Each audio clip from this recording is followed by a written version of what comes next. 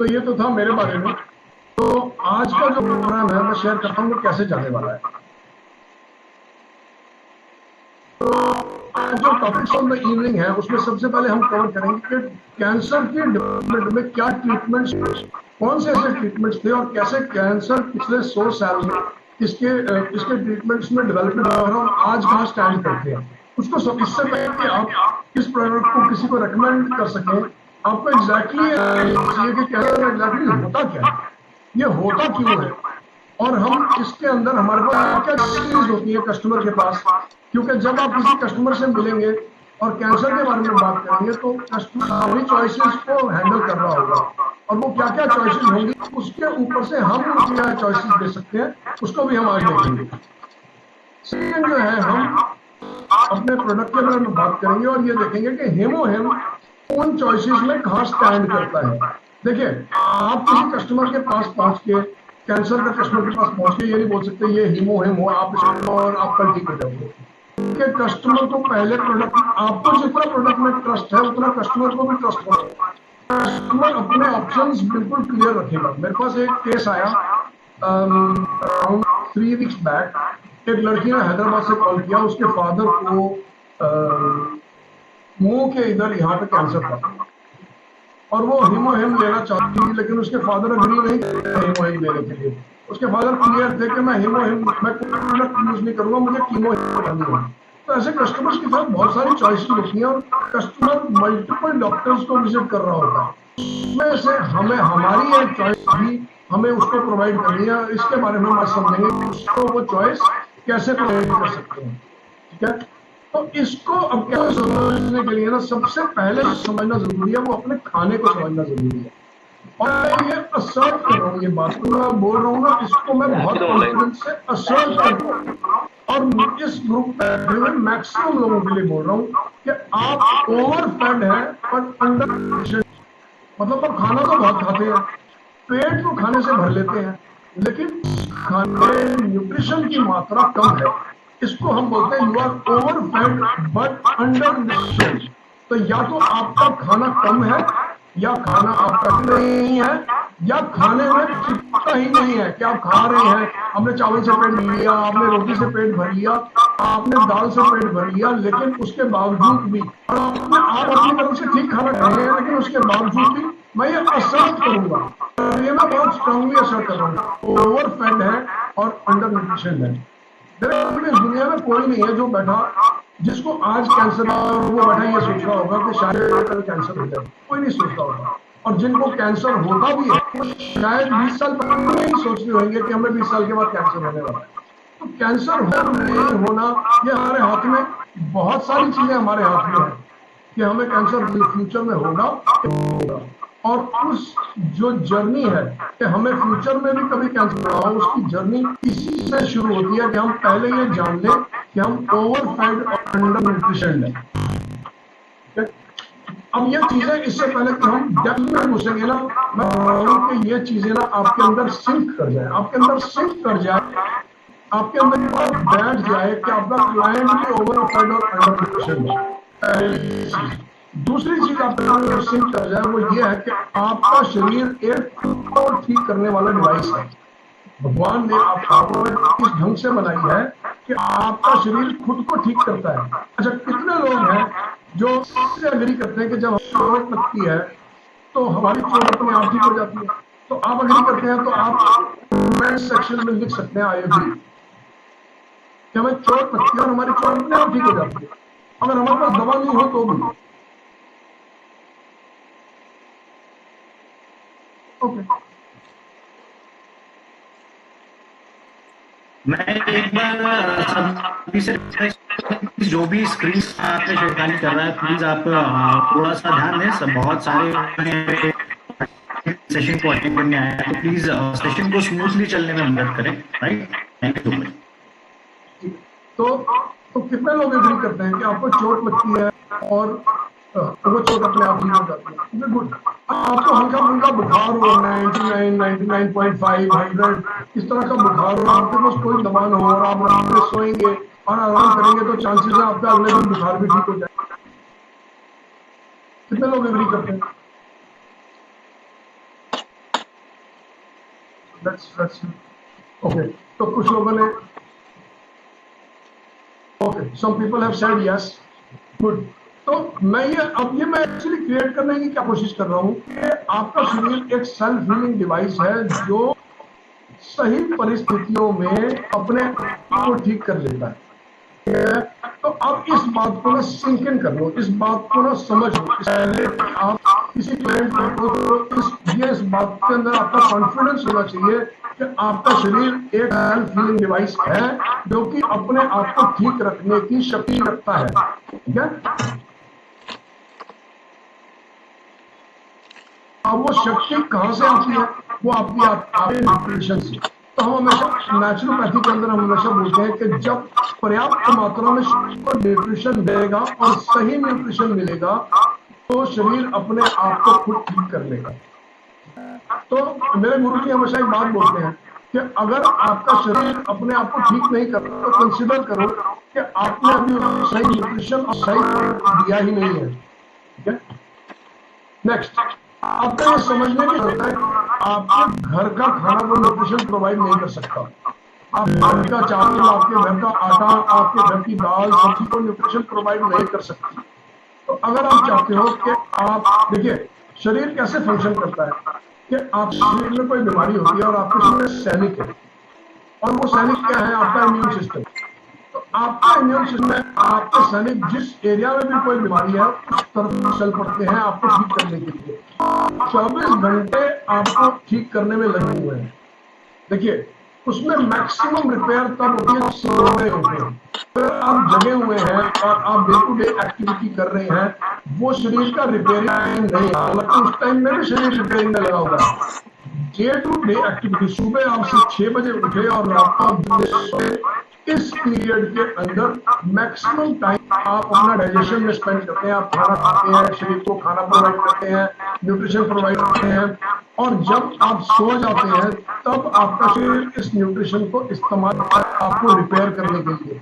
इसीलिए आपको सोने की जरूरत पड़ती है, इसीलिए सोना बहुत जरूरी है। तो आपके ठीक होने में आपका शरीर आपका दिन में खाया हुआ खाना प्लस में खाया हुआ न्यूट्रिशन और रात में सोना ही आपको हील करता है। और सबसे हीलिंग पीरियड रात को ही होता है, ये समझने की जरूरत है। Body self healing device, when you sleep it does maximum repair at that period। ठीक है, ठीक है। अब ये बात जब हम दो चीजों को समझ लिया ना, अब हम बीमारियों की तरफ आगे बढ़ते हैं। तो अगर आप देखोगे ना तो 1900 से लेकर 2000 ह्यूमैनिटी के ये 5 बड़े चैलेंजेस थे। एक 1930 के अंदर लोग मलेरिया से मर जाते थे। जब भी मलेरिया का मैं बोल रहा हूँ मलेरिया का इलाज नहीं था, उस पीरियड में लोग मलेरिया से मर जाते थे। एक पीरियड ऐसा था लोगों को लोग टीबी से मर जाते थे, स्मॉल पॉक्स से मर जाते थे, हार्ट डिजीज से मर जाते थे। ये मोस्टली लोगों की डेथ के 5 मेन कॉजेज थे, और इसमें से 3 ऐसे कॉजेज हैं जो मलेरिया, टीबी और स्मॉल पॉक्स जिस पे हमने विजय पा ली है। आज की डेट में मलेरिया से कोई मरता है, मतलब अगर आप एक जमाना होता था अगर आपको पता लग गया कि मलेरिया तो हाँ और घर वालों को समझ में आ जाता था कि ये आदमी अब जाने वाला है, और घर पे लाल निशान दिया जाता था कि इस घर में किसी को मलेरिया है, इस घर से इंटरेक्ट नहीं करना है, और वो इंसान कुछ दिनों में मर। सिमिलरली टीबी भी एक जमाने में ऐसी बीमारी थी। आप पुराने वाली जो वो हिंदी मूवी है ना, एक हिंदी मूवी है जिसके अंदर शाहरुख खान ने भी एक्ट किया है, उसमें टीबी हो जाता है। और उस टाइम में टीबी में एक ऐसी बीमारी थी कि टीबी हो गया तो खांसी कर करके मूवीज में दिखाते हैं खांसी करके हीरो मर गया। तो टीबी भी एक ऐसी बीमारी थी जिस पर हमने विजय पा लिया। इसका ट्रीटमेंट लेकिन फिर भी ट्रीटमेंट अवेलेबल है। आज की डेट में हम बोल सकते हैं, मैं ऐसे लोग बोलते हैं मुझे टीबी हुआ मैं बिल्कुल ठीक हो गया, same goes for small pox. लेकिन और आप ये एक ऐसा पीरियड था जहां पे दो ऐसी चीजों का आविष्कार हुआ, पहली और दूसरी एंटीबायोटिक्स। ये दो चीजें ऐसी थी जो बहुत सारी चीजों हमारी बीमारियों में काम करती थी, और खासकर वो बीमारियां जो बैक्टीरिया बेस्ड होती थी, जो बैक्टीरिया की वजह से आती थी। लेकिन ऊपर जो बीमारियां इनका बहुत बड़ा रोल नहीं था, और इसमें से 3 बीमारियों पे हमने विजय पाई। अब हम देखते हैं कौन सी ऐसी 9 बीमारियां थी जिनसे हम अभी डील कर रहे हैं। ठीक है, तो 21st सेंचुरी कौन चैलेंज हार्ड डिजीज में भी काफी सक्सेस किया जिसको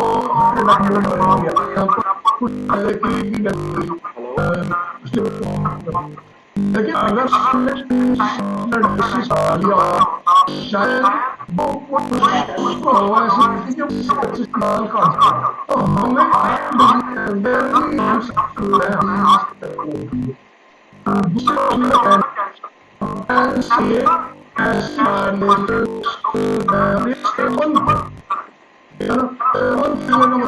होने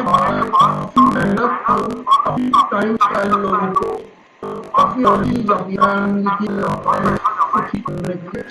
आज कैंसर सर्जरी का बड़ा मेरा है आप दुनिया का बेस्ट ट्रीटमेंट ले लो, आप चाहे जितने मर्जी हो आपके पास बेस्ट ट्रीटमेंट है तो भी 1%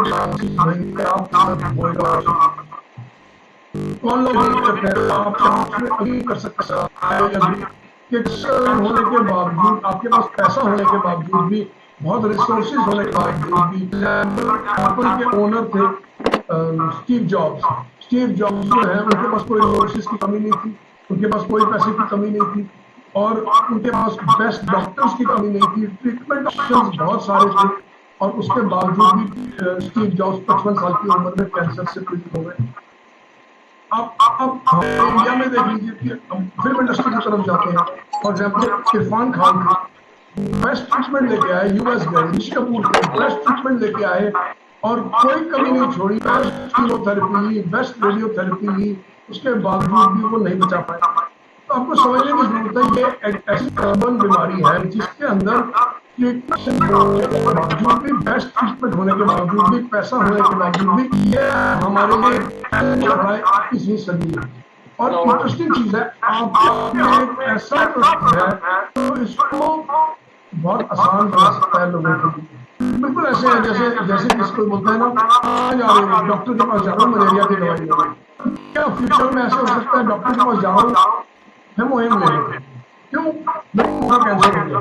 तो मैं भगवान से ये इच्छा है कि फ्यूचर हमको हमारे लिए लोगों के लिए ऐसा दिखाई दे, बिल्कुल जैसे हम मलेरिया को ट्रीट करते हैं ऐसे हम कैंसर को ट्रीट कर पाए। और उसके लिए टॉमी ने हमें एक बहुत ही शानदार प्रोडक्ट दिया है, इसकी टेस्टिमोनीज मैं भी शेयर करूंगा। मैंने बड़े सारे लोगों को अपनी लाइफ के अंदर क्लोज लोगों को प्रोवाइड किया है और उसमें हम देखेंगे उनको क्या बेनिफिट मिले इसका। बट आपको best treatments and money are still not saving people their cancer. अब हम समझते हैं कि सालों से जब कैंसर की 1700 साल पीछे जाती है, ठीक है, लेकिन धीरे धीरे जैसे जैसे हमारे डॉक्टर्स कैंसर समझते गए वो क्यों हो रहा है, कैसे हो रहा है, उसकी एक्सप्लेनेशन चेंज होती गई। और मैं साइंस जो है ना किसी चीज की रियलिटी नहीं है, मैं हमेशा लोगों को बोलता हूँ science is the best explanation why something is happening. Science एक बेस्ट एक्सप्लेनेशन है कि हमारे जीवन में कोई चीज क्यों होती है, और जब वो बेस्ट एक्सप्लेनेशन है ना वो कभी भी चेंज हो जाती है। फॉर एग्जाम्पल हम बोलते हैं कि धरती जो है वो गोल नहीं है, धरती फ्लैट है। फिर जब एक्सप्लेनेशन आई और उसके एविडेंस आए और हुआ कि धरती तो फ्लैट नहीं है, धरती गोल है। ऐसे ही हर चीज की नई नई एक्सप्लेनेशन आती है, साइंस कभी एक चीज पे अटकती नहीं है, इवॉल्व होती है और नई एक्सप्लेनेशन आती है। तो जब डॉक्टर्स ने समझ कैंसर होता क्यों है, तो सब पहली चीज हमारे को समझ में आई कि धुएं से लोगों को कैंसर होता है। और ये एक्सप्लेनेशन नहीं है, मतलब जब साल 1900 के आसपास जब कैंसर पर रिसर्च हो रही थी 1900 में, तो हमारे डॉक्टर्स को ये समझ में आया कि उन लोगों को कैंसर होता है धुएं में रहते हैं, और उन लोगों को कैंसर होता है जो सिगरेट पीते हैं। ये भी समझ में आया क्योंकि सिगरेट भी एक प्रकार का धुआं है। और थोड़े टाइम बाद हमें समझ में आया एस्बेस्टोस जो है एक एलिमेंट है जो कैंसर कॉज करता है। तीसरी चीज हमें समझ में आई, जो एक जमाने में एक प्रोडक्ट आता था तो बोलते थे रेडियम। रेडियम घड़ी के अंदर इस्तेमाल किया जाता था ताकि जब रात आप घड़ी देखे तो उसके नंबर चमके और आपको टाइम दिखाई दे। तो रेडियम बोलते हैं, वो रेडियो एक्टिव मटीरियल होता था। और जो लेडीज रेडियम की प्रोडक्शन में काम करती थी ना, अक्सर देखा गया कि उनको कैंसर हो जाता है। ये भी देखा गया कि जिन लोगों को बहुत ज्यादा इंफेक्शियस डिजीजेज होती है, कैंसर हुआ। तो हम डॉक्टर्स के लिए ये क्लियर हो गया कि ये 4 चीजें जो है कैंसर कॉज करती हैं। तो इसको ऐसे देखते हैं, 3 चीजें ऐसी हैं जो केमिकल बेस्ड। एस्बेस्टॉस एक केमिकल है, टोबैको एक केमिकल बेस्ड प्रोडक्ट है, धुआं एक केमिकल बेस्ड प्रोडक्ट है। तो डॉक्टर्स ने ये मान लिया कि हमारे को केमिकल से कैंसर होता है। फिर एक फिजिकल प्रोडक्ट है रेडियम। रेडियम मतलब ऐसा प्रोडक्ट जिसको आपने हाथ लगाया और हाथ लगाने की वजह से आपको कैंसर हो गया। तो ये भी समझ लिया कि रेडियम भी कैंसर कॉज करता है।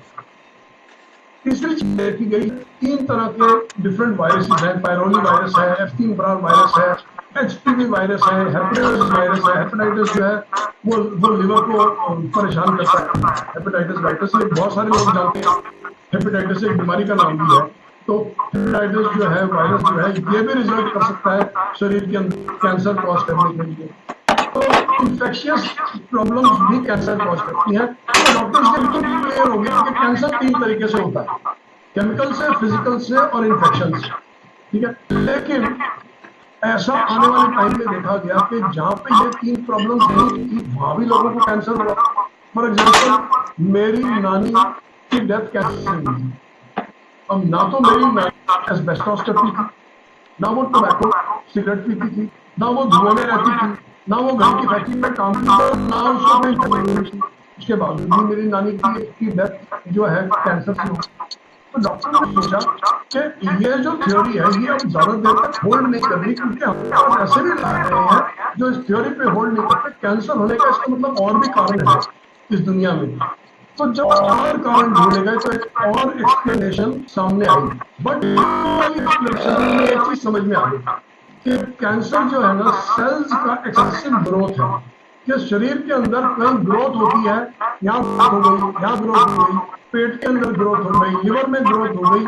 जहां भी कोई एक्सेसिव ग्रोथ होगी वहां कैंसर हो जाएगा। ये चीज हमारे को इस थ्योरी से अच्छी तरह समझ में आ गई। और हमारे सालों से 3 ऑप्शंस थे उसको ठीक करने के लिए, जिसमें पहला ट्रीटमेंट ऑप्शन है कि कैंसर मार दो। मार दो कैसे? सर्जरी कर दो और उसको काट के निकाल दो। तो कस्टमर के पास सब ऑप्शन यही होगा कि वो जाएगा, सर्जरी करवाएगा और वो बोलेगा मैं सर्जरी करवाने लगा और कैंसर को काट के निकाल लेंगे। फॉर एग्जाम्पल, किसी को सिर अंदर कैंसरियस ट्यूमर हो गया तो इसका सिर काटेंगे, सिर काटने के बाद उसके अंदर से ट्यूमर को निकालेंगे और उसका सिर पैक कर देंगे। इसको बोलते हैं कैंसर को मारना और खत्म करना। दूसरा ट्रीटमेंट ऑप्शन है रेडिएशन। रेडिएशन का मतलब होता है उसको बर्न कर देना। तो जैसे जैसे साइंस ग्रो करती है हमारे पास और ट्रीटमेंट ऑप्शन आते हैं, तो हम लेजर से किसी भी कैंसर को बर्न कर सकते हैं, रेडिएशन देकर लेजर से। तो हमने वो ऑर्गन जहाँ पे खड़ा है उस ऑर्गन को खोला, वहां पे जो कैंसरियस सेल्स हैं उनको रेडिएशन से जला दिया। जलाने के बाद पेशेंट को वापस पैक कर दिया। और तीसरी ऑप्शन है पॉइजन। पॉइजन का मतलब यह है कि शरीर में एक ऐसा पॉइजन डालना है जिसको कीमोथेरेपी बोलते हैं, इसकी वजह से कैंसर सेल मर जाए। और ये थेरेपी बड़े सालों से धीरे धीरे इवॉल्व हो और इसमें नए नए कीमोथेरेपी, एक इलाज का नाम नहीं है। कीमोथेरेपी के अंदर जो दवा इस्तेमाल होती है वो इवॉल्व हो रही है, वो चेंज होती रहती है। जो दवा कीमोथेरेपी में 10 साल पहले यूज करते थे वो अब नहीं यूज करते। जो दवा हम 20 साल पहले यूज करते थे वो 10 साल पहले यूज नहीं करते थे। तो कीमोथेरेपी में कौन सा पॉइजन हमने इस्तेमाल करना है पेशेंट के कैंसर को मारने के लिए, वो चेंज होते जा रहा है। ठीक है, आपको ये समझने की जरूरत है। तो इसके कुछ साइड इफेक्ट्स भी हैं। साइड इफेक्ट्स क्या है? देखिए, रेडिएशन के साइड इफेक्ट्स क्या है और चीजें डैमेज हो सकती हैं, पहली चीज। दूसरा, कि किस वजह से इंसान को कैंसर हुआ उसको तो अभी तक एड्रेस ही नहीं किया। हमने उसके कैंसर को रेडिएट किया और बाहर निकाल दिया, लेकिन उसको कैंसर क्यों हुआ? अक्सर बोलते हैं ना कि कैंसर का ऑपरेशन कराओ, कहीं और जगह पे कैंसर आ जाता है। वो इसलिए आ जाता है लोगों को क्योंकि रेडिएशन से कैंसर को बाहर निकाला, सर्जरी से कैंसर को बाहर निकाल दिया, कीमो से कैंसर को मार दिया, लेकिन जो अंडरलाइंग कॉज है जिसकी वजह से कैंसर हुआ, जो हम समझने की आज कोशिश कर रहे हैं, जिसमें हमने एक्सप्लेनेशन समझ लिया, वो अंडरलाइन कॉज तो अभी तक एड्रेस ही नहीं हुआ, और मोस्टली लोगों के लिए वो एड्रेस होता ही नहीं है। इसलिए वन चांसेस होते हैं जिसको एक बार कैंसर हो जाए, ट्रीटमेंट करवाने के बावजूद उसमें बड़े सारे लोग दोबारा कैंसर के शिकार पड़ जाते हैं। अब ये जो हमारे पास ऑप्शन, हमने इससे क्या सीखा? इससे हमने ये सीखा कि कैंसर सेल जो है ना वो ग्रो का है, एक पहली चीज ये सीखी। दूसरी, नॉर्मल सेल जो होता है बॉडी का वो होता है, लेकिन एक पॉइंट पे आके उसकी ग्रोथ बंद हो जाती है और फिर वो मर जाता है, और उसके जगह में नया नॉर्मल सेल आ जाता है। लेकिन कैंसर सेल ग्रो कर रहा है और ग्रो करते रहता है, डेफिनेटली ग्रो करते रहता है। जब तक कैंसर सेल को फूड की सप्लाई मिलती रहेगी, कैंसर सेल इनडेफिनेटली ग्रो करता रहेगा। इसका मतलब आपको यहाँ पर ट्यूमर हुआ तो उसका कैंसर सेल ग्रो करेगा और ग्रो करेगा और ग्रो करेगा और ग्रो करेगा। इसका मतलब है कैंसर सेल की डेथ नहीं होती, जबकि बॉडी के हर सेल की डेथ होती है। हर 6 महीने में वो रिप्लेस होता है और एक नया सेल आता है। तो पहली चीज ये समझ लो। दूसरी चीज, कैंसर सेल, लिवर का कैंसर सेल और लंग का कैंसर सेल दोनों एक जैसे दिखते हैं, जबकि लिवर का सेल लंग सेल से डिफरेंट है। मतलब लिवर को अगर हम काटे और लिवर के सेल को माइक्रोस्कोप के नीचे देखेंगे और सेम लंग के सेल को माइक्रोस्कोप के नीचे देखेंगे तो दोनों सेल्स दिखने में होंगे। लेकिन जब दोनों सेल्स को कैंसर हो जाएगा अगर, तो कैंसर सेल्स दोनों के सेम होंगे। इसका मतलब है बॉडी का कोई भी सेल जब कैंसर सेल में तब्दील होता है तो वो एक जैसा दिखता है, चाहे वो यहाँ पे हो, चाहे वो यहाँ पे हो, चाहे वो लंग्स में हो, चाहे वो लिवर में हो, बनावट सेम होती है। इसका मतलब किसी भी सेल को जब हम कैंसर सेल में कन्वर्ट करती है बॉडी, तो वो लंग्स का, लिवर का, ट्यूमर का सेम होता है हर जगह। ये भी समझने की जरूरत है। तीसरी चीज, क्या बॉडी का सेल हमेशा लिवर में रहेगा, ब्रेन का सेल हमेशा लंग्स में रहेगा, लंग्स का सेल हमेशा लंग्स में रहेगा, लेकिन कैंसर का सेल अपनी जगह छोड़ सकता है। इसका मतलब यह है कि लंग्स का कैंसर का सेल अपनी जगह का छोड़ के लिवर में जा सकता है और लिवर में अपना एक भाई बना सकता है, क्योंकि लंग्स का कैंसर का सेल और लिवर का कैंसर का सेल तो सेम दिखेगा। तो अब यह भी समझने की जरूरत है, बॉडी का कोई भी सेल मूव नहीं कर सकता अपनी जगह से। आपके मसल का सेल ब्रेन में नहीं जा सकता, आपके ब्रेन का सेल आपके नहीं जा सकता, आपके लिवर का सेल आपकी किडनी में नहीं जा सकता, लेकिन कैंसर सेल अपनी जगह बदल सकता है, जगह छोड़ सकता है और नई जगह जाके डेवलप कर सकता है। अभी तक हमने कैंसर के बारे में ये चीजें सीख ली है। अब समझते हैं, यही एग्जैक्टली इस टेबल में मैंने एक्सप्लेन करने की कोशिश करी है कि देखो, कैंसर सेल इंडेफिनिटली ग्रो करता है। Yes, normal cell indefinitely grow नहीं करता, नॉर्मल सेल डेथ हो जाएगी फिर नया आएगा। कैंसर सेल इमॉर्टल होता है, इमॉर्टल वो कभी नहीं मरता। अगर आपके शरीर में, कस्टमर के शरीर में कैंसर सेल है, अगर कस्टमर 5 साल तक जिंदा है तो कैंसर का सेल भी 5 साल तक जिंदा है, जबकि उसके नॉर्मल सेल 5 साल के अंदर 15 बार बदल चुके हैं।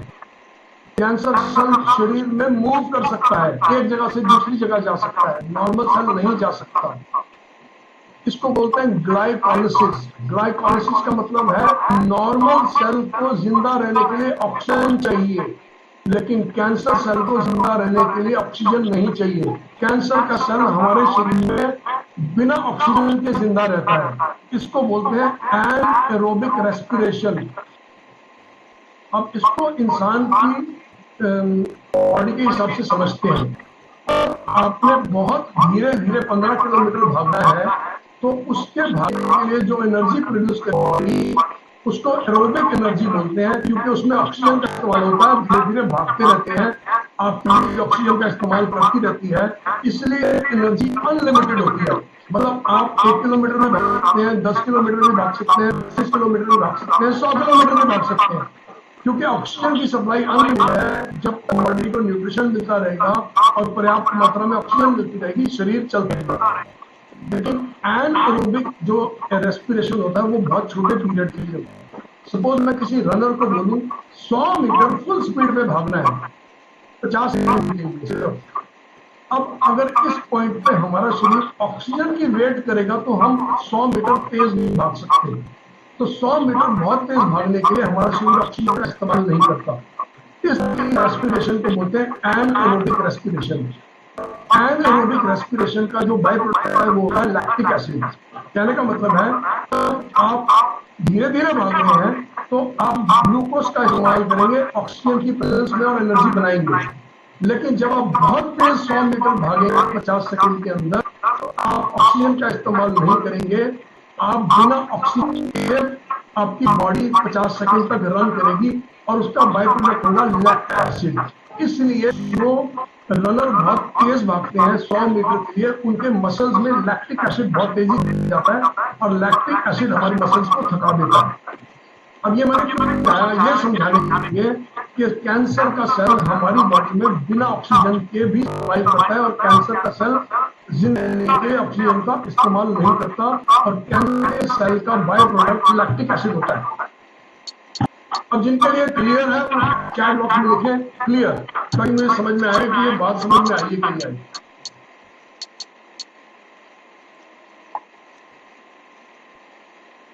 जिनको क्लियर नहीं है वो लिखे नॉट क्लियर, ताकि हमें पता चले किनको क्लियर नहीं है, ताकि हम उनको दोबारा से हेल्प कर सकें। मैं दोबारा एक्सप्लेन करूंगा। Very good very good very good. तो मोस्टली अभी तक नॉट क्लियर एक भी नहीं आया है, ठीक है। तो आप ये जान लें कि आपका क्लाइंट है कैंसर से डील कर रहा है, उसका कैंसर सेल इमॉर्टल है, मरने वाला नहीं है। नॉर्मल सेल मॉर्टल है और कैंसर सेल ऑक्सीजन का प्रयोग नहीं कर रहा जिंदा रहने के लिए। कैंसर सेल उतना ही जिंदा है जितनी आपके शरीर का नॉर्मल सेल जिंदा है, ये जान लीजिए पहले।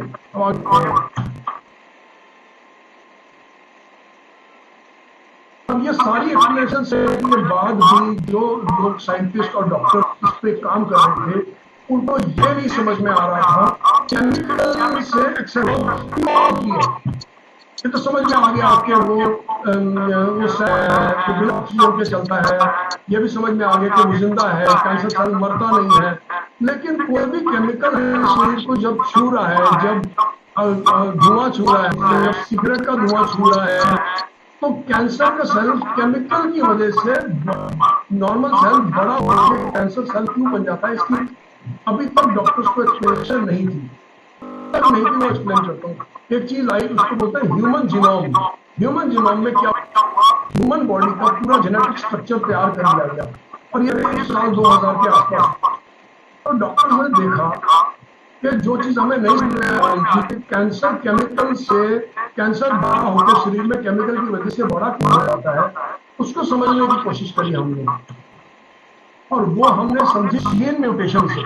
अभी तक 100 साल से हम यही समझते आ रहे थे कि कैंसर है वो 3 चीजों की वजह से होता है, फिजिकल, केमिकल और एक चीज जो मैंने फिजिकल 3 चीजें मैंने एक्सप्लेन करी थी, उनकी वजह से होता है। आगे बढ़ा, तो जब ह्यूमन जीनोम बना और जेनेटिक म्यूटेशन सामने आई, तो एक सोमैटिक म्यूटेशन थ्योरी बनाई गई। इस सोमैटिक म्यूटेशन थ्योरी में देखा गया कि जो कैंसर है ना, वो जीन्स डिस्टर्ब करने की वजह से हो रहा है। ये तो धुएं की वजह से हो ही नहीं रहा, ये तो केमिकल की वजह से हो ही नहीं रहा, इसलिए हो रहा है कि हमारे जीन्स खराब हो गए। और जीन्स कैसे खराब हो रहे हैं? जीन्स खराब हो रहे हैं क्योंकि जीन्स रेप्लिकेट करते हैं अपने आप, और रेप्लिकेट होने के प्रोसेस में कोई जीन डैमेज हो गया। तो मोस्ट उन्होंने क्या एक्सप्लेनेशन दी, देखो उन्होंने एक्सप्लेनेशन दी कि हमें ये पता चल जाए कि कौन सा जीन खराब हुआ है कैंसर, तो हम उस जीन के हिसाब से ड्रग देंगे और वो ड्रग पेशेंट को देंगे और ठीक हो जाएगा। और वो ऐसी एक ड्रग बनाई भी गई, उस ड्रग का नाम था लीवैक उस ड्रग का नाम था। और टाइम मैगजीन के अंदर ये आर्टिकल छपा, new ammunition in war against cancer, क्योंकि ग्लीवैक सामने आ गई थी। Revolutionary pills like Gleevec combat cancer by targeting only the disease cell। यानी जो जीन है उसी को टारगेट करेंगे, ग्लीवैक देंगे और पेशेंट ठीक हो जाएगा। और बहुत से पेशेंट्स, और इसलिए वो बोलता है there is a new animation. जब पेशेंट ठीक होने शुरू हुए तो डॉक्टर्स को समझ में आ गया कि ये प्रॉब्लम तो जेनेटिक है, ये तो धुएं से हो ही नहीं रही, ये तो केमिकल से हो ही नहीं रही। लेकिन अब एक नई प्रॉब्लम आई, एक नया प्रोजेक्ट चला, उस प्रोजेक्ट को बोलते हैं कैंसर जीनोम एक्ट। उसमें क्या किया गया, 33 कैंसर के पेशेंट लिए गए और उन 33 कैंसर के पेशेंट में देखा गया कौन कौन सी म्यूटेटेड है। लेकिन देखा गया कि 33 के 33 पेशेंट्स के अंदर फर्क फर्क जीन म्यूटेट हो रहे हैं। किसी के अंदर कोई जीन खराब हो रहा है, किसी के अंदर कोई जीन खराब हो रहा है। अब प्रॉब्लम क्या थी, ये जो दवाई बनी डी बैक, वो तो एक जीन बनी कि भाई ये जीन खराब है तो ये दवा दी वो ठीक हो जाएगा। लेकिन जब कैंसर जीन प्लस आया तो ये फाइंड आउट किया गया तो एक जीन की वजह से हो ही नहीं रहा। किसी एक लड़की का कैंसर, ब्रेस्ट कैंसर में कोई खराब हो रहा है, किसी के अंदर कोई जीन खराब हो रहा है। इसका मतलब जितने जीन खराब हो रहे हैं उतनी दवाइयां बनानी पड़ेगी। तो ये प्रोजेक्ट कुछ टाइम के बाद होल्ड नहीं करा। होल्ड क्यों नहीं करा?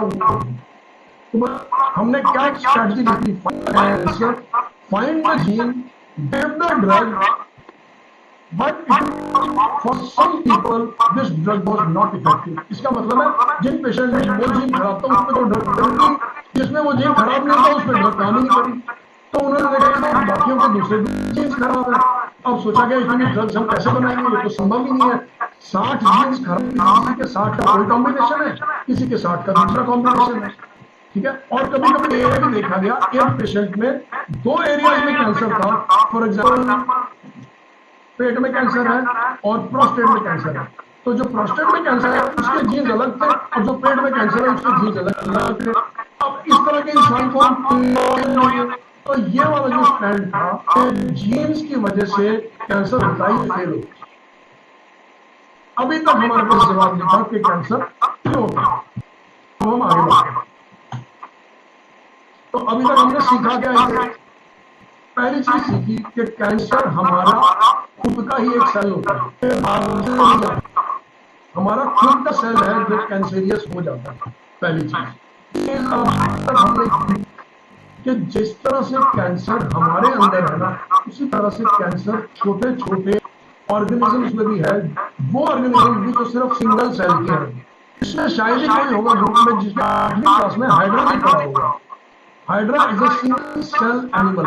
सबसे पहले जब 8वीं क्लास में बायोलॉजी पढ़ाई जाती है तो ये एक रिसर्च स्टार्ट हुई और इस रिसर्च में डाल गया कि कैंसर तो हाइड्रा को भी हो रहा है। अब सोचा गया कि हाइड्रा को कैंसर हो रहा है, इसका मतलब है कुछ तो हम जो इवॉल्व हो रहे हैं एज अ ह्यूमन बीइंग, उसके अंदर एक गड़बड़ है जहां से कैंसर हमारे अंदर आ रहा है। अगली चीज ये समझी गई कि शरीर का कोई भी सेल कैंसरियस बन सकता है। आपके शरीर में हर सेल कभी ना कभी कैंसरियस बनता है, लेकिन जब सही मात्रा, पर्याप्त मात्रा में वो वहां पे न्यूट्रिशन प्रेजेंट होता है तो वो सेल बॉडी उस सेल को बाहर निकाल देती है और रिप्लेस कर देती है। तो 3 चीजें हमने इसमें सीखी। पहली चीज कि कैंसर अपने ही सेल होता है। दूसरी चीज, कैंसर सिंगल सेल के ऑर्गेनिज्म में भी पाया जाता है। और तीसरी चीज कि बॉडी का कोई भी सेल, ब्रेन का सेल, हड्डियों का सेल, पेट का सेल, प्रोस्टेट का सेल, स्किन का सेल, लंग्स का सेल, लिवर का सेल, किडनी का सेल, कोई भी सेल कैंसर के सेल में तब्दील हो सकता है और अपनी जगह छोड़ के दूसरी जगह भी जा सकता है, ठीक है। अब ये तीसरी एक्सप्लेनेशन आई। पहली दो एक्सप्लेनेशन समझ नहीं आई तो तीसरी एक्सप्लेनेशन आई कि कैंसर क्यों होता है। अब ये आज तक की सबसे वैलिड और होल्डिंग एक्सप्लेनेशन है कि कैंसर क्यों होता है। पहली चीज, प्लैनेट पे सारी लाइफ इवॉल्व हुई। इवॉल्व होने का मतलब है पहले सिंगल सेल ऑर्गेनिज्म बना, फिर मल्टी सेल का ऑर्गेनिज्म बना, फिर हमारे जैसे इंसान, जानवर वो सब आ गए और फिर हम बंदर से इंसान बन गए। तो हम इवॉल्व होते गए from single cell to multi cell. जो सिंगल सेल के ऑर्गेनिजम्स होते हैं उनकी एक हैबिट होती है कि वो एक दूसरे को मार देते हैं। एक बैक्टीरिया दूसरे को मार सकता है, एक हाइड्रा मार सकता है, और को अपने जीवन के लिए किसी से कोऑपरेट करना पड़ता। सिंगल सेल को सिर्फ अपने बारे में ध्यान रखना पड़ता है, अपने जीवन के बारे में ध्यान रखना पड़ता है, अपनी लाइफ के बारे में ध्यान रखना पड़ता है। तो एक बैक्टीरिया सिर्फ अपने लिए जीता है, दूसरा बैक्टीरिया अपने लिए जीता है, तीसरा बैक्टीरिया अपने लिए जीता है। ये सारे सिंगल सेल ऑर्गेनिजम्स हैं। तो ये सिंगल सेल ऑर्गेनिज्म की एक हैबिट है कि वो सिर्फ अपने लिए जीता है, चाहे उसको दूसरे को मारना पड़े, वो अपना जीवन बचाने के लिए दूसरे के सिंगल सेल को मार सकता है और वो कभी भी आपस में कोऑपरेट नहीं करते। जबकि मल्टी सेल ऑर्गेनिज्म में आपका लिवर का सेल आपके हार्ट से कोऑपरेट करेगा, आपके मसल का सेल दूसरे मसल के सेल के साथ कोऑपरेट करेगा। वो उसको पूछेगा क्या चाहिए, एक दूसरे को पूछेगा, दूसरा तीसरे को पूछेगा, या फिर कोऑपरेट करके जिंदा रहते हैं। जबकि सिंगल सेल एक दूसरे को मार के जिंदा रहते हैं। तो जो हमारी ओरिजिनल प्रोग्रामिंग है सिंगल सेल ओरिजिनल प्रोग्रामिंग है कि साथ वाले सेल को मार दो, ये हमारी ओरिजिनल प्रोग्रामिंग है और ये कोर प्रोग्रामिंग है और इसी प्रोग्रामिंग के ऊपर इवॉल्व हुए हैं। इसका मतलब यह है कि पहले सिंगल प्रोग्रामिंग के साथ वाले को मार दो, फिर इवॉल्व हुए, उसको मल्टी सेल बना और मल्टी सेल ने एक नई इंस्ट्रक्शन वहां पे आ गई इवॉल्व होने की कि साथ वाले को नहीं मारना, साथ कोऑपरेट करना है। लेकिन जो सिंगल सेल की प्रोग्रामिंग है वो कोर में पड़ी है, उसके ऊपर नई इंस्ट्रक्शन आ रही है। तो हमारा डीएनए कोर प्रोग्रामिंग के ऊपर नई इंस्ट्रक्शंस है, इसलिए हमारा डीएनए प्रोग्राम है साथ वाले सेल से कोऑपरेट करने के लिए। इसलिए हमारे शरीर हर सेल दूसरे सेल के साथ कोऑपरेट करता है। ठीक है, तो छठा पॉइंट है all new programming to cooperate was written on top of original program. Original program है साथ वाले सेल को मार दो, उसके ऊपर सारी नई प्रोग्रामिंग आई है और वो ओरिजिनल प्रोग्राम हमारे डीएनए में अभी भी है। और सबको क्लियर है? सब लिखो क्लियर है।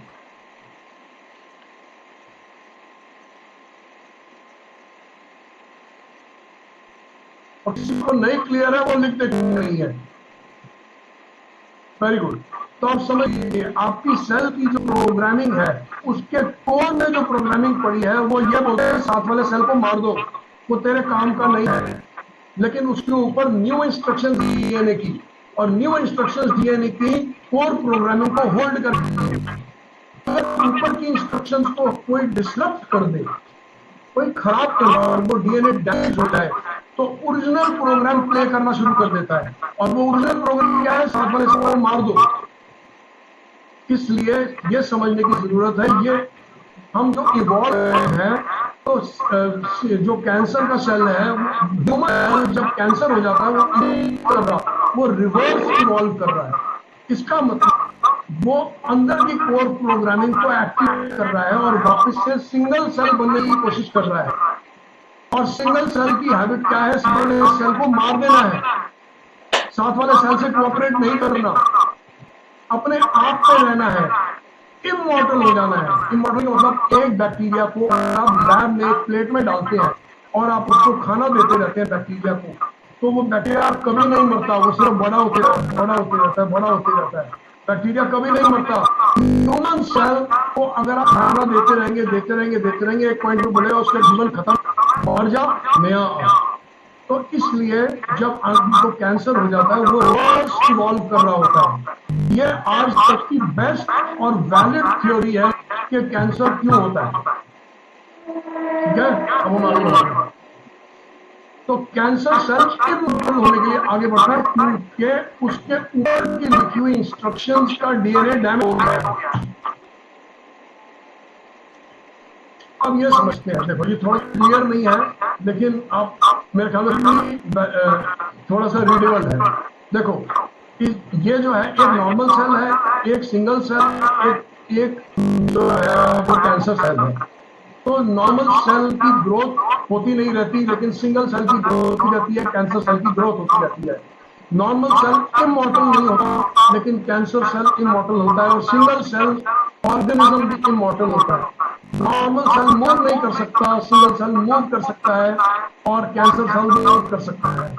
नॉर्मल सेल ऑक्सीजन लेता है, सिंगल सेल ऑक्सीजन के बिना सर्वाइव कर सकता है और कैंसर सेल भी ऑक्सीजन के बिना सर्वाइव कर सकता है। अभी आज की सेमिनार वर्कशॉप के लिए हम इसी पे ही होल्ड करेंगे, लेकिन इनमें और भी सिमिलैरिटी।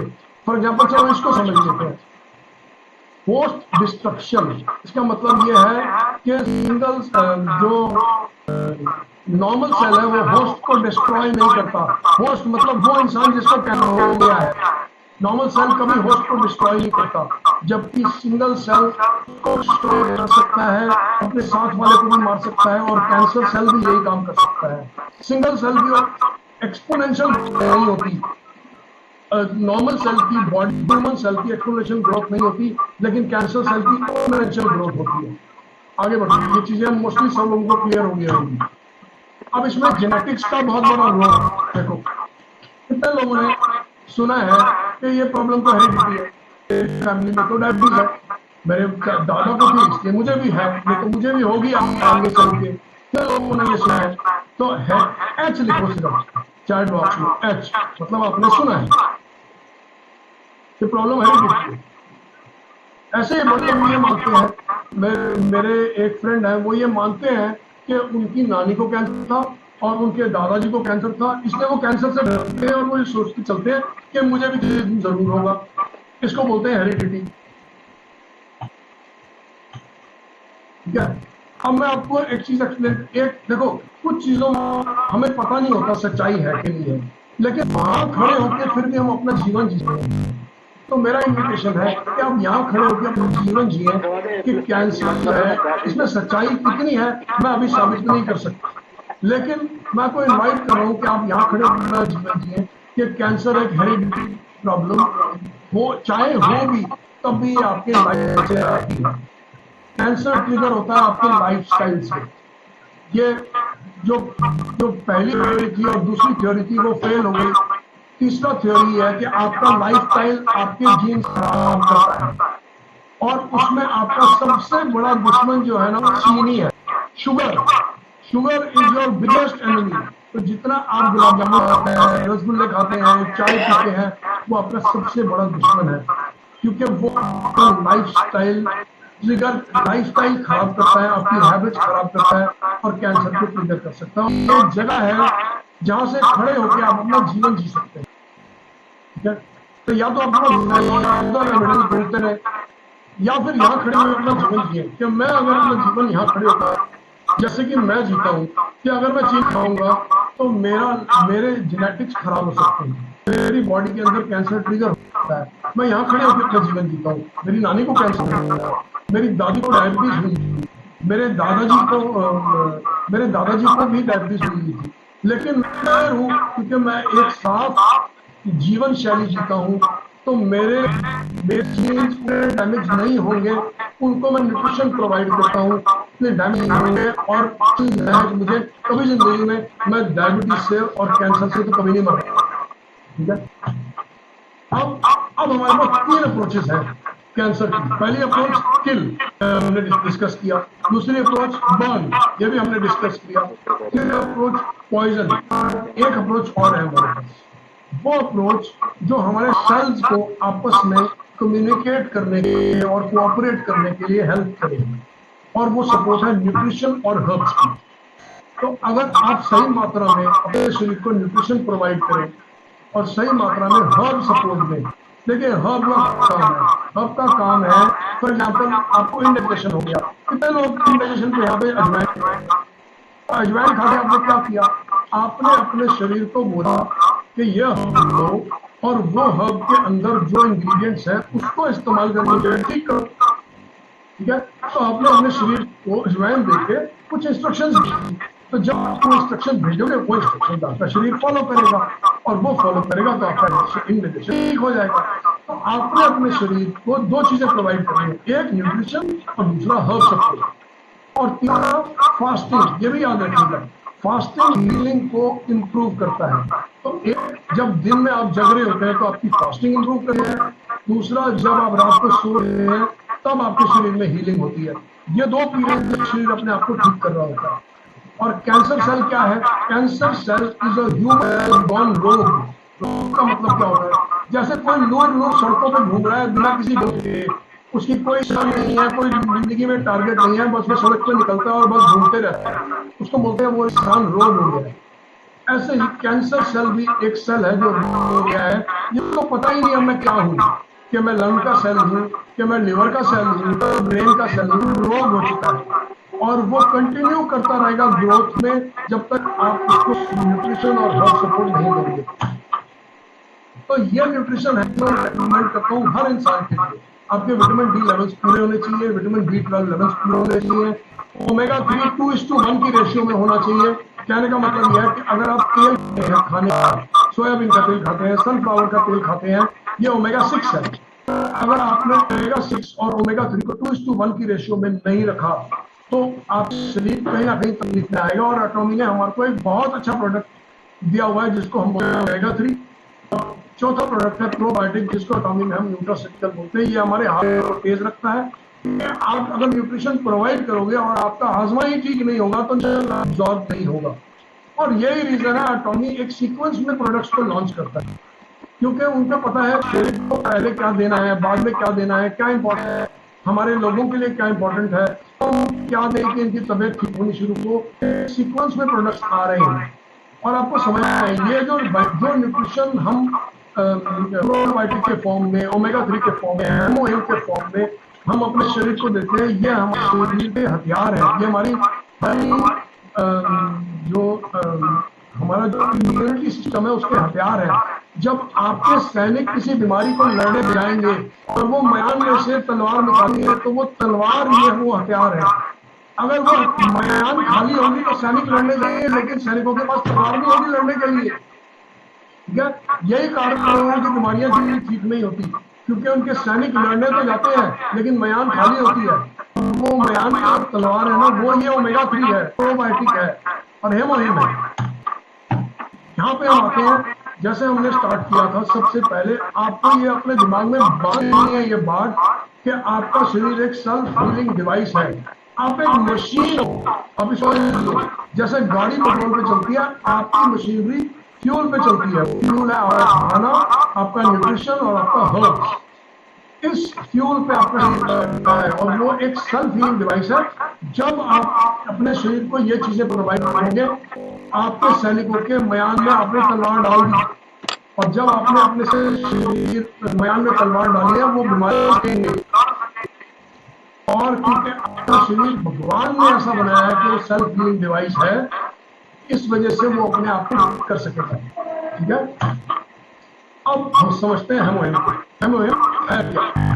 तो सबसे पहले तो ये समझ लीजिए कि हेमोहिम एक फूड सप्लीमेंट है। जैसे मैं समझा, शरीर को ठीक होने के लिए फूड चाहिए, फूड सप्लीमेंट चाहिए और हर्ब्स चाहिए।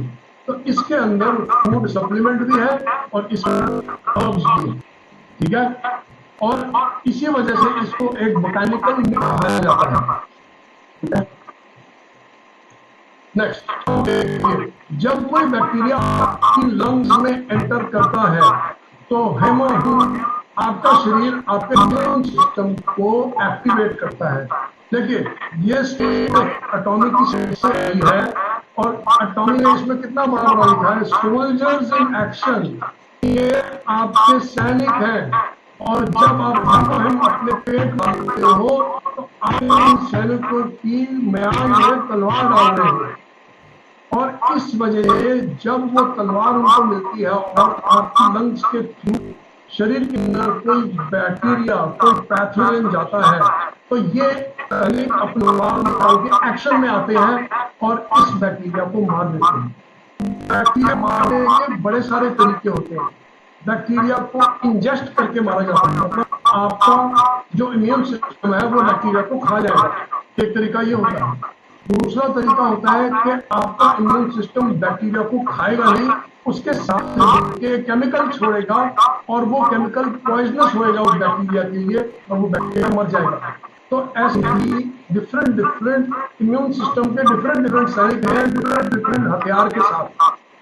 इसमें से जो सबसे इंपॉर्टेंट हमारा सैनिक है वो है NK सेल्स। इसको देखते हैं, सेल्स होते हैं नेचुरल किलर सेल्स। तो हेमोहिम क्या करता है, नेचुरल किलर सेल्स एक्टिवेट करता है जो कि ह्यूमन इम्यूनिटी को इम्प्रूव करता है और बैक्टीरिया को मारता है और किसी भी अनवांटेड पैथोजन को मारता है, ठीक है। और ये देखेंगे एक्टिवेट कर रहा है इम्यून सेल्स को। साइटोकाइन्स भी एक तरह का इम्यून सिस्टम अगले तरीके के सेल्स हैं हमारे, डिफरेंट डिफरेंट में सेल्स हैं जो डिफरेंट डिफरेंट तरीके का काम करते हैं। हेमोहिम पर्टिकुलरली एनके सेल्स पे काम करता है, ठीक है। अब ये प्रोडक्ट कैसे बनाया हुआ है? ये प्रोडक्ट, इस प्रोडक्ट की ब्यूटी क्या है? इस प्रोडक्ट की ब्यूटी है कि ये हमने क्या डिस्कस किया था कि ये रेडिएशन पे काम करता है। जो हमने सबसे पहली चीज डिस्कस की थी कि ये रेडियम के इफेक्ट्स को खत्म, रेडियम के इफेक्ट से हमारे को कैंसर होता है। तो रेडियम क्या चीज है? रेडियम एक तरह की रेडियो एक्टिव वेव्स है, रेडियो एक्टिविटी है जो हमें कैंसर प्रोड्यूस करती है।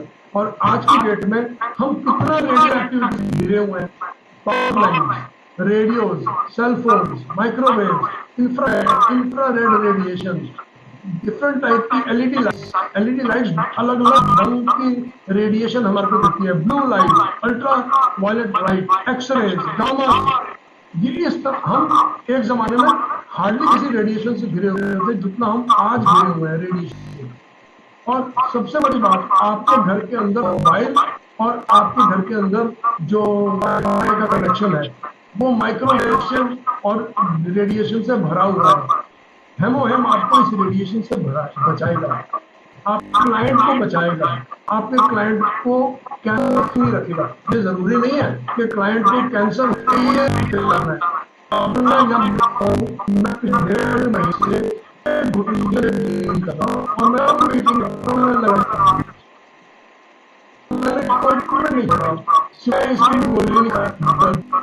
उसको छोटे छोटे मिट्टी ऊपर रखा, मिट्टी का लेप गरी का लेप और 1.5 महीने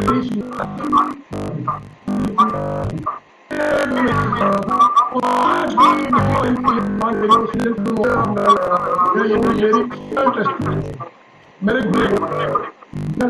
तो आप रेडिएशन से बचेंगे तो लिमिटेड बचेंगे, की कोई कमी नहीं है, कोई कमी नहीं है। मैं इन्फेक्शन आपसे आज की इन्फेक्शन हो सकता है, इससे भी हमारा बचाव कर सकता है, ठीक है।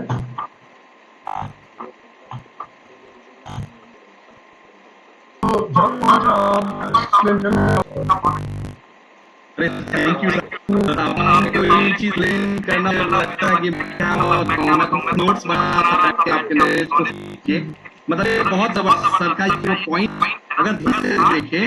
आप देखो गवर्नमेंट और क्योंकि क्या है अभी ये प्रोडक्ट ऐसा है जो प्रोडक्ट किया और आपको हैरानी होगी कि हमारी कंट्री की जो है वो भी काम कर रही है।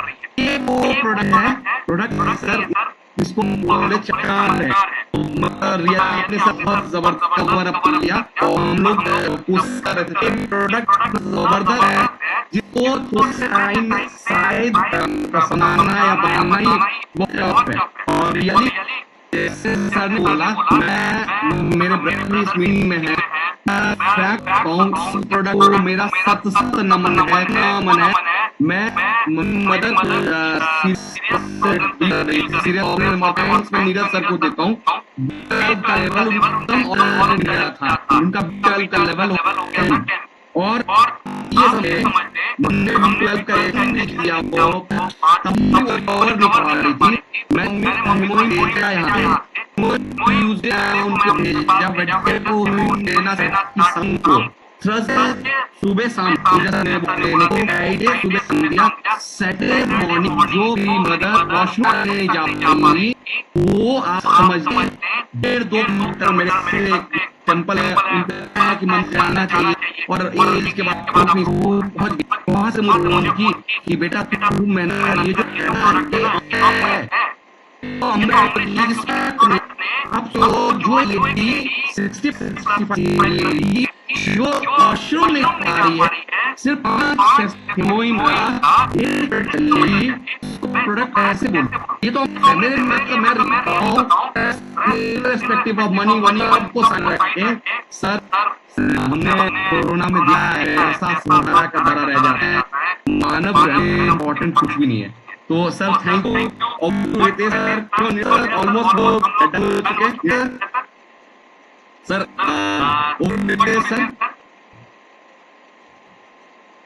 Thank you so much, Neeraj, and say one of the जितने लोग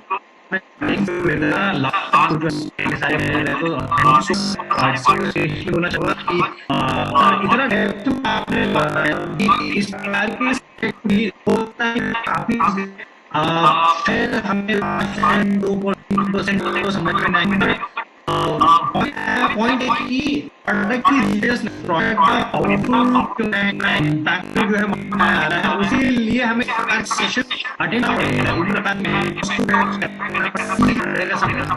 तब लोगों को जो है वो देश तब सरकारी परसेंट या इंफॉर्मेशन लोग हैं, सारे लोग एंड सारे सेशन ऐसे उसके मतलब है कि सेशन सारे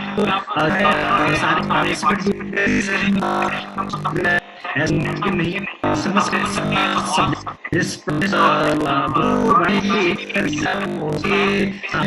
सब लोग जो है वो भी नहीं है, तो हम लोग छोटे से टॉपिक जो है ये टॉपिक है वो इसलिए किया गया है क्योंकि बहुत है एक सप्लीमेंट को रिलेटेड जब प्रोडक्ट को पर्टिकुलर जो है वो तो लोगों को थोड़ा सा कंफ्यूजन होता है कि यार वो जो बड़े बड़े तो उनके नॉलेज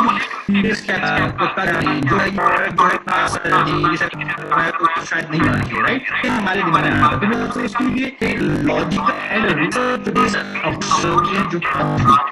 जैसे पहले डॉक्टर कुमार सर थे, गौरव सर थे, डिटेल में उनका वो फील्ड है, ये हमको बहुत समझा सकते हैं, समझाने की सेशन किया गया और बहुत सारे इस तरह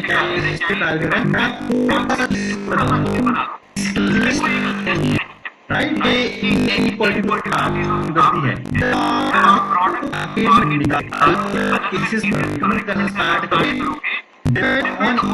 हर की बॉडी अलग टाइम पे रिएक्ट करके या पसंद जो है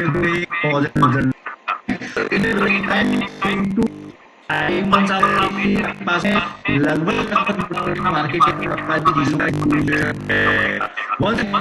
सर अभी तो आपको प्रॉमिस आपको जल्दी से ऐसे लोग इनवाइट करना चाहूँगा जो हमारे सामने हैं और जो उनसे कम से कम टेस्टिमनी लेते हैं, इसके लिए डेडिकेशन से पहले है सर मैं और इसके पहले सभी से एक रिक्वेस्ट करूंगा कि एक बार बादवा सर के लिए क्लैपिंग एंड उनके लिए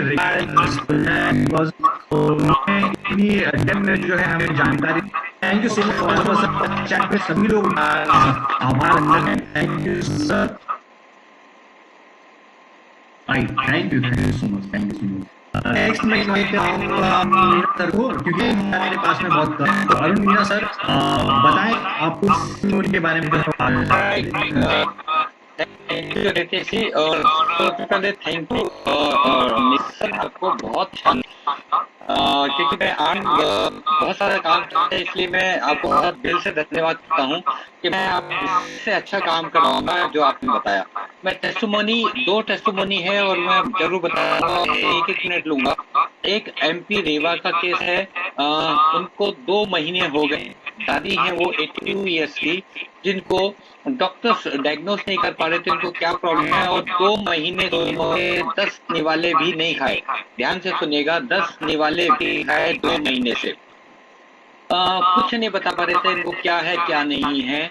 और ये बात हुआ कि एक बार ट्राई करते हैं हीमोहिम दे के देखिए, ये बहुत मैजिकल है।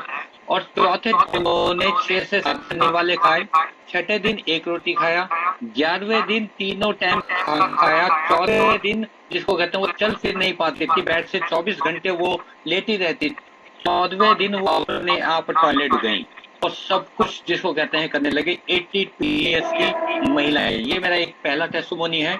दूसरा टेस्टिमोनी बता दूं, उनको डायलिसिस चलता है और उनका किडनी का जो लेवल है ऑलमोस्ट 10 है और वो जो ब्लड से भी नीचे 14 समथिंग कुछ है। आज जिसको कहते हैं जब डायलिसिस होता था वो 4 घंटे हो सकती थी और इस समय जिसको कहते हैं व्हील चेयर पे जाती थी, व्हील चेयर पे नहीं गई और नहीं आप गई, उनका जिसको कहते हैं हीमोग्लोबिन जिसको कहते हैं 6+ हो गया और ये 14 दिन का नुस्खा है। और वो इतने खुश हैं कि मैं बता नहीं सकता रितेश जी। और भी बहुत सारे और को मौका मिले, अनलिमिटेड मतलब कैंसर का भी है मेरे पास जो 8वें दिन कह रहे हैं कि बोल हो गया है, खिला रहे थे, खा नहीं पा रहे थे, बहुत कुछ है। रितेश जी मैं चाहता हूँ सबको मौका मिले। थैंक यू, आपने मुझे बोला मौका दिया और thank you Neeraj sir, again आपको थैंक यू कहता हूँ। Thank you so much sir. बहुत शॉर्ट में बहुत अच्छे से आपने लगभग 2-3 टेस्टिमोनी सामने रखे। हमारे भी जो लोगों ने रेस किया है, प्लीज मेक श्योर अगर आप टेस्टिमोनी बताना चाहें, क्वेश्चन आंसर हम लोग अभी नहीं ले पाएंगे, तो ऑलरेडी जो है लगभग 1.5 घंटे के ऊपर जो है वो सेशन होने जा रहा है। सो हम लोग सब स्पेसिफिक उन लोगों को ही अनम्यूट करेंगे जो टेस्टिमोनी शेयर करना चाहेंगे। तो एक बार मैं रमेश कुमार पटेल, आपको मैंने अनम्यूट किया है। रमेश कुमार पटेल जी, हाँ वॉइस आ रही है? यस मैंने क्या है इस प्रकार का भी कोई ये नहीं किया है, उन्होंने किया, लेकिन को देख करके मैं डॉक्टर नीरज बाबा जी को धन्यवाद। एक बार मैं और सभी जो हैंड है उनको रिमूव कर रहा हूँ, एक बार और दोबारा सिर्फ वो लोग हैंड रेज कीजिए जो टेस्टिमोनी देना चाहते हैं। फिर से हीमोहिम को जो यूज किया है वो टेस्टिमोनी सब लोगों तक देना चाहते हैं, सिर्फ वो हैंड रेज कीजिए ताकि कोई कंफ्यूजन क्रिएट ना हो। राइट मुकेश सर, मैंने आपको yes sir, thank you sir. और सबसे पहले नीरज सर को और थैंक यू बोलना चाहूंगा कि उन्होंने जो इन्फॉर्मेशन दी है ना, वो सर मुझे लगता है कि आज जितने लोग भी सेशन में होंगे यार, नॉर्मल सेशन के लिए पॉसिबल नहीं है। थैंक यू सो मच, मैं आपका आभारी रहूंगा जिंदगी भर इस इन्फॉर्मेशन के लिए। अब मैं हीमोहिम के साथ 2 टेस्टिमोनी मेरे पास है, एक मेरे फादर की है और दूसरा मेरे यहाँ पर लोकल मतलब फ्रेंड का है। तो फादर को इवन कैंसर नहीं था, बट पता नहीं मतलब होता ना कि बॉडी में क्या हो गया पता नहीं, और अलग अलग डॉक्टर को दिखा रहे, हर का टेस्ट करवा रहे हैं और कुछ भी मेडिसिन कर रहे थे। और बाकायदा मेरे पास इन सबकी स्क्रीन है जो मैं सब आपको दिखाया भी था। तो मैं बोलना चाह रहा हूँ उनको जैसे ही मैंने और अपने ओमेगा 3 दिया, तो अभी आप जाके टेस्ट कराओ, विदिन 16 to 17 डेज हुआ होगा, वो जाके टेस्ट और बोला कि क्या ले रहे हो, सारा चीज नॉर्मल हो गया, सब नॉर्मल हुआ उनको और बहुत खुश है मेरे पास। तो मैं बहुत जल्दी सबके साथ शेयर करूंगा, वो डॉक्टर की रिपोर्ट शेयर करूंगा। 10 डॉक्टरों की रिपोर्ट है सर और वीडियो भी है, मैं शेयर करूंगा। दूसरा है सर कैंसर, आपके पास सर वो वीडियो है मेरे ख्याल से, आप उसको प्ले करके बता सकते हैं कि अगर मैं आपको स्क्रीन शेयरिंग का ऑप्शन दूं, पॉसिबल है?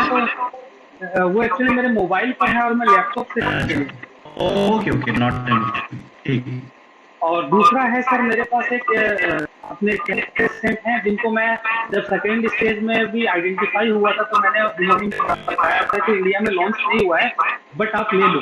और सर मैं खुद क्योंकि हो गया 40+ बोलते ना इंटरवल के बाद का सिस्टम चल रहा है, मैं खुद इसको जैसे नीरज सर ने बताया हो या नहीं हो बट आप ले सकते हो, तो मैं ले रहा हूँ और मेरा तो मैंने उसको भी रिकमेंड किया सेकंड स्टेज पे हो, you must have to continue, but मेरी बात को इग्नोर कर और वो सेकंड स्टेज से फोर्थ स्टेज पर आया। डॉक्टर ने उनको बात कर दिया कि अब ये 5 दिन 6 दिन और वो पटना में एडमिट थे महावीर कैंसर हॉस्पिटल में, और उनको बोला गया कि आप घर ले जाओ। तो वो किसी तरह से मेरे को कॉल किए कि नहीं मुझे ये चाहिए, और मैं देखता हूँ हमारा कोई मेडिसिन नहीं है, मैजिक नहीं है कि आप इसको लोगे और तुरंत ठीक हो जाओगे। आपको प्रिकॉशन लेना चाहिए था, लंबे समय तक लेते 100% रिजल्ट मिलता। तो फिर उन्होंने लास्ट में यूज किया और उस बात को आज 7 महीने हो गए, जिसको 6-7 दिन या 6-7 महीने हो गए। एक घर का फैमिली का इतना बड़ा मेंबर बचा हुआ है सर, मेरे लिए बहुत बड़ी बात है कि मैंने किसी को फैमिली में कुछ खुशियां बांटी। तो ये बिल्कुल है और मेरे पास है, वैसे पर्सनली कांटेक्ट करके भी पूछना चाहे तो मैं उनको बता सकता हूँ। Thank you. Thank you so much sir, thank you so much sir.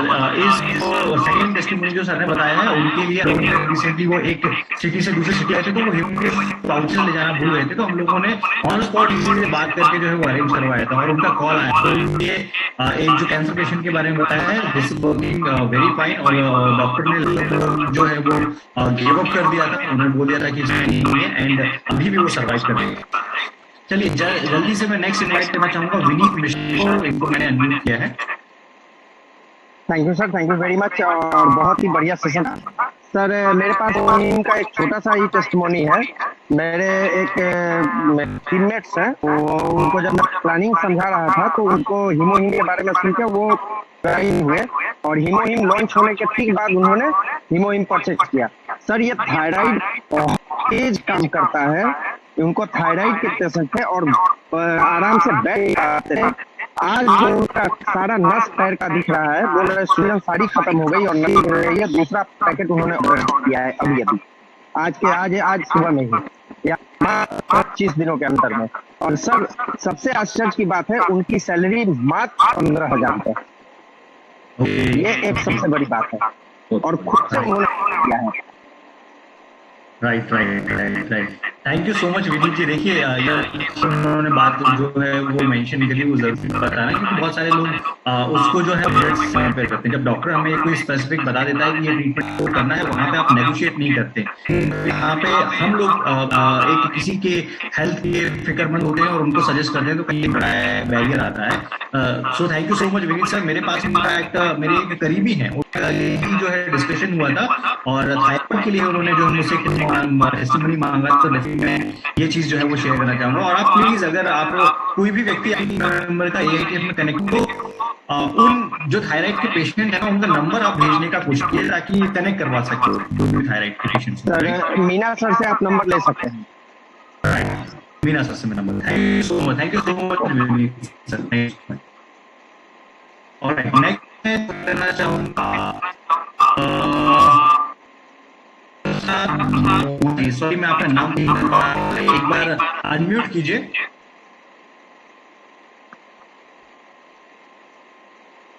Sir thank you sir, नमस्ते जी। सर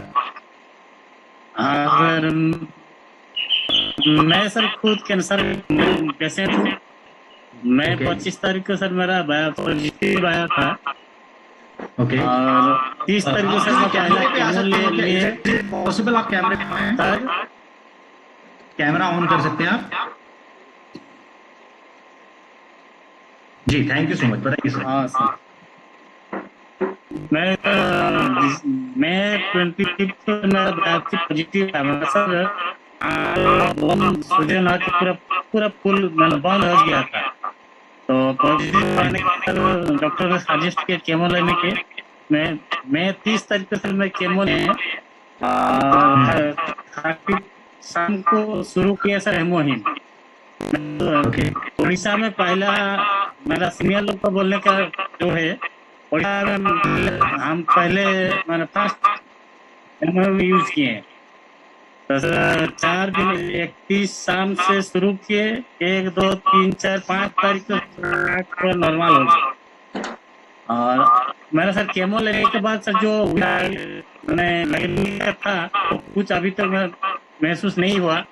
फिर को सर मैं सेकंड केमो लिए, केमो के बाद भी सर महसूस नहीं हुआ। मैं क्लास भी हम करता है, हम टीचर हैं, क्लास भी करता है, मोटरसाइकिल भी चलाता है। ऐसे कुछ सर प्रॉब्लम, बड़ा एपिटाइट भी कुछ खाने में भी कुछ प्रॉब्लम नहीं है। तो इसीलिए सर हम तो जरूर बहुत प्रोडक्ट है।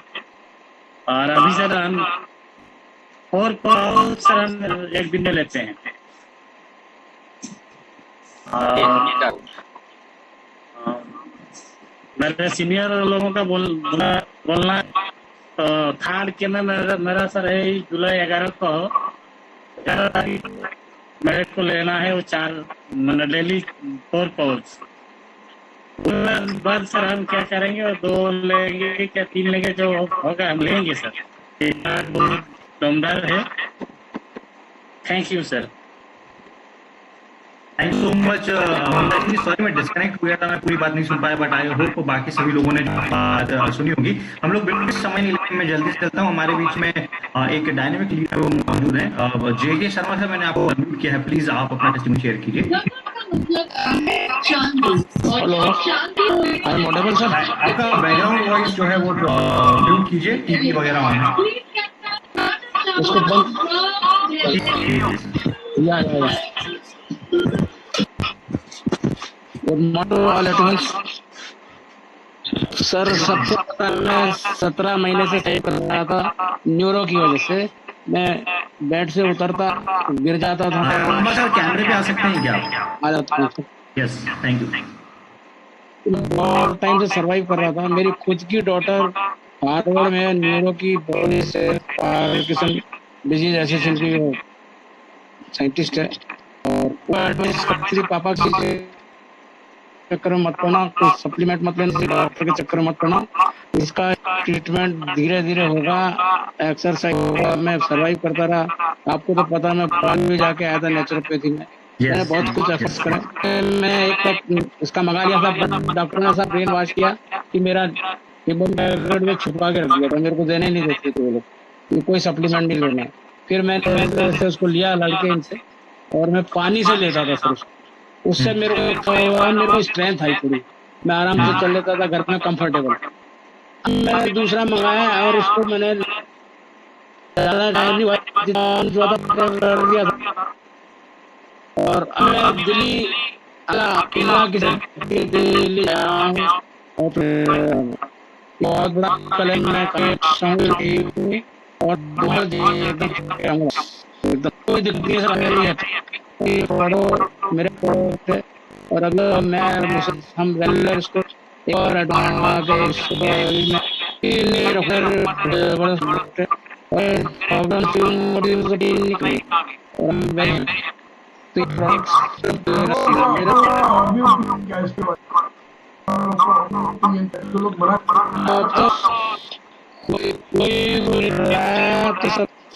मेरी बेटी है, और मैं मेरी बेटी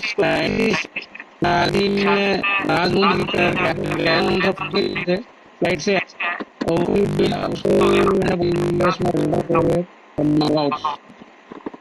यूएस में पहले उसको मैंने बोला था उसके टाइम में, तो उस समय वहाँ अवेलेबल नहीं था, बहुत डिमांडेड था वहाँ पे। अभी उसने बोला अभी ओमेगा भी लेके गई। समझ आप बेड पे बहुत सारा 29 नवंबर 2020 डायलर पे शोल्डर से हुआ था। डायबिटीज का तो मेरे को पता नहीं, मैं कॉन्फिडेंस था कि मैं तो हूँ, बॉटम लाइन के लिए ध्यान देना नहीं था। मेरा अच्छा मेरी शुगर का मुझे पता नहीं, पर मेरी बिना मैंने बोला था। फिर उन्होंने डॉक्टर की बुला लिया, मैं दोबारा बोलना चाहता हूँ। 4-5 दिन तो घूमता रहा, गिर जाता घंटा में योगा करके आ जाता। फिर घर पहुंचे वाला भर्ती करा दिया, मेरे नसों की जांच हुई, बहुत बड़ा डॉक्टर ने बोला सही टाइम आओगे। वहाँ डॉक्टर ने मेरे को डराया कि आपको डैमेज होने हो चुका है, ये लाइलाज नहीं है, ये आसानी से ठीक नहीं लगेगा इसमें। और मेरे को हॉस्पिटल से 8 दिन के बाद डिस्चार्ज कर दिया। फिर भाई फिर भी पीछे आदि नवंबर तो मेरे पास सकता था, एक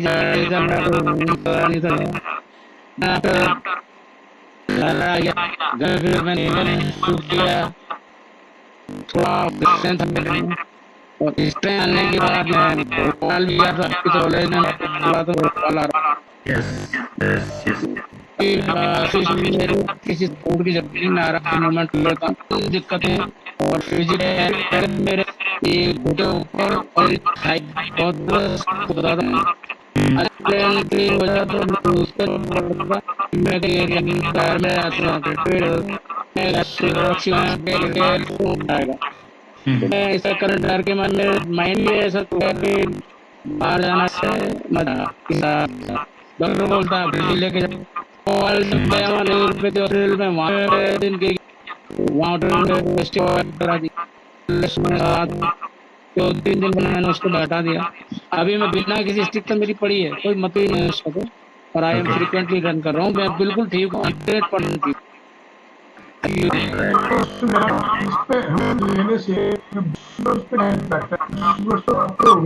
हाँ बिल्कुल बिल्कुल ब्लड मेरी कभी 130 कभी 150 बॉटम अराउंड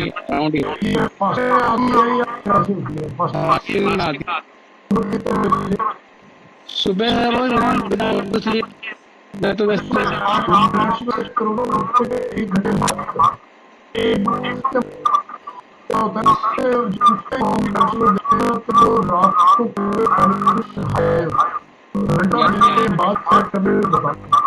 चलो सर मैं रात को से मिलता है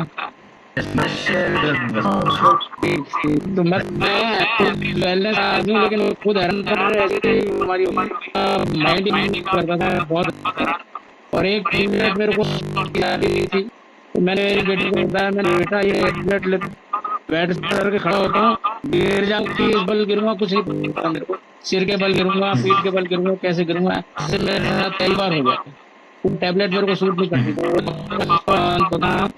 अरे तो एक बार ले पहले वो पूरे वर्ल्ड में प्रॉब्लम है मैं काम भी बोल रहा हूँ मेरे को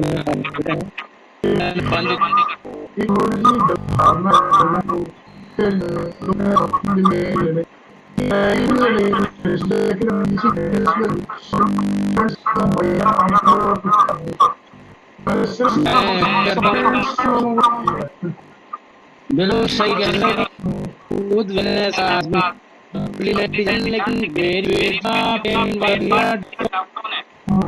वो ना डली मुझे भी मतलब बहुत गुस्सा में यार मैंने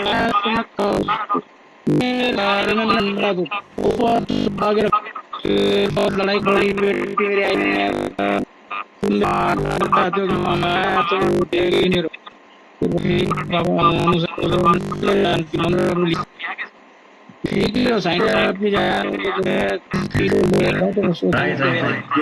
good thank you so much Sharma और हम लोग जो है जलसा आप और जो है आप हमारे साथ शेयर करें लोगों को सरवाइव भी नहीं तो शुरू के 29 दिन का मेरे 10,000 पहले 3 घंटे डायरेक्ट मैंने बोला था आप बोला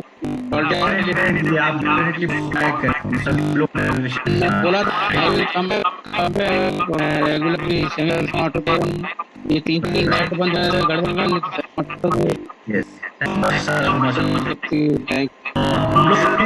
करते हैं आज मैं शर्मा जी को जो है वो करना चाहूँगा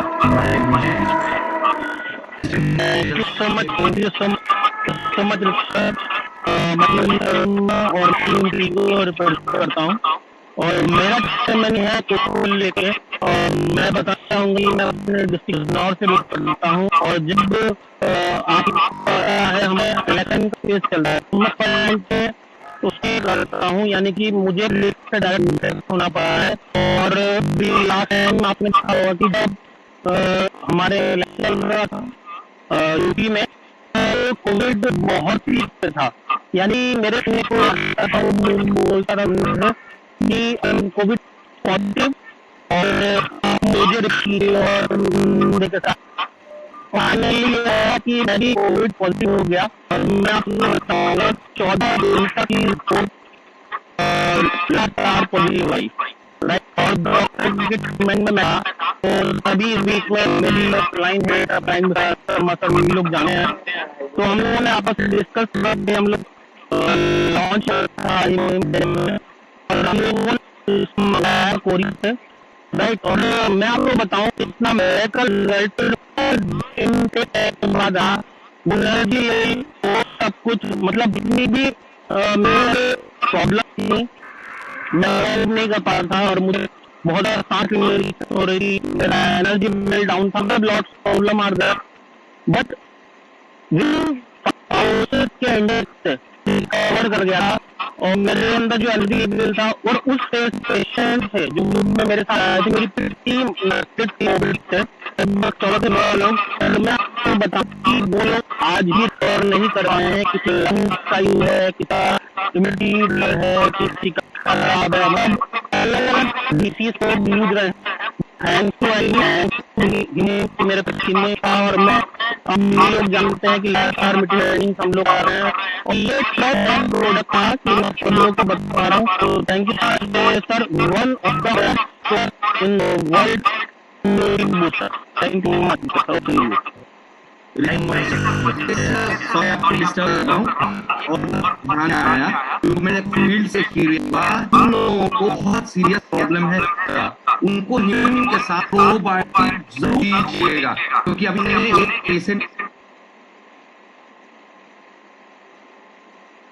सीरियस लूज मोशन स्टार्ट हो गया, उस लूज मोशन को हमने प्रोबायोटिक दिया ना, इससे कंट्रोल हो गया। और मैं गाइड करूंगा हीमोग्लोबिन के साथ अगर प्रोबायोटिक दे हीमोग्लोबिन एक बार में फिर पता नहीं क्या क्या करेगा। बिल्कुल सर, थैंक यू सर।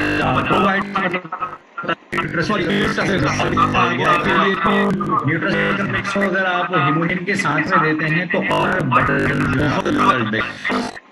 मैं वो लेना चाहेंगे, लेकर जो है हमारे साथ है, आपको यूज किया है, प्लीज आप अपना टेस्टिमोनी शेयर करें। सर नमस्कार सर। जी नमस्कार सर, मैं चेन्नई से हूँ और मैं यूनिवर्सिटी का एक टेस्टिमोनी शेयर करूँगी। मेरी है और उनको पिछले 50 साल से पाँव में दर्द है, जो बहुत सारा ट्रीटमेंट करा चाहिए, कोई फायदा नहीं हुआ, तो मैंने मम्मी जी एक बार लीजिए तो इससे बहुत फायदा पड़ेगा। उन्होंने कहा कि ये डॉक्टर वगैरह ऐसा वैसे सब बहुत नेगेटिव थॉट्स आए, एक बार में तो मैंने सिर्फ 10 दिन रखा तो उनकी मेरे पाँव में दर्द है, आराम से चलते हैं, नहीं तो उनको 15-20 मिनट लगते नीचे उतर के लिए, तो सीवियर पेन मुझे रात में रोज को पहलवान पड़ते थे और मेरे हाथ मेरे दोनों शोल्डर इतने पेन करते, कभी कभी मैं बोलती थी सासू जी से नहीं हो रहा, मेरे हाथ बहुत ज्यादा पेन करे आपके पाँव दबाने से, तो उन्होंने कहा ठीक है छोड़ो। फिर मैंने भी हीरोबैटिक लिया और उससे मुझे भी बहुत फायदा हुआ, तो थैंक यू। में आया चला और इनका टेस्ट में मैंने भी शेयर करके एकदम पेशेंट को दिया हुआ है। ओके जी sir, thank you very much.